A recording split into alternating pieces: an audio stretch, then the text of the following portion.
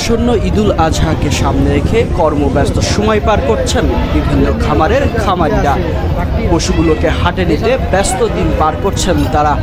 ক্রেতাদের নিঃশ্বাস ফেলার জন্যই হাট ঘুরে ঘুরে পছন্দের পশুটি ক্রয় করতে যেন যথারীতি যুদ্ধে নামতে হয় ক্রেতাদের। শুধু তো পশু কিনলেই হবে না, এর সাথে প্রয়োজন পশু জবাই থেকে শুরু করে বানানো পর্যন্ত বিভিন্ন যন্ত্রপাতি, দা, ছোড়া, চাপাতি, ছুরি, কুড়াল, কুদাল, বটি থেকে শুরু করে বিভিন্ন অস্ত্রপাতি। আর এসব তৈরি করতেই ব্যস্ত কারিগররা। গরম কয়লার লোহা পুড়িয়ে মোটা হাতুড়ির বাড়ি দিয়ে তৈরি করা হচ্ছে বিভিন্ন আকার ও আকৃতির সরঞ্জামাদি। আবার কেউ কেউ পুরাতন সরঞ্জামাদি সানিয়ে নিচ্ছেন নতুন করে। ঈদুল আজহার এই সময়টিতে সব থেকে বেশি ব্যস্ত থাকেন কামাররা। তাদের হাতুড়ির পেটানোর শব্দ জানান দেয় ঈদুল আজহার আগমন ঘটেছে।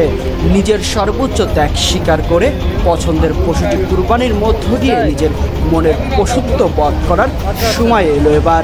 আলী আম্মার, প্রহর টেলিভিশন।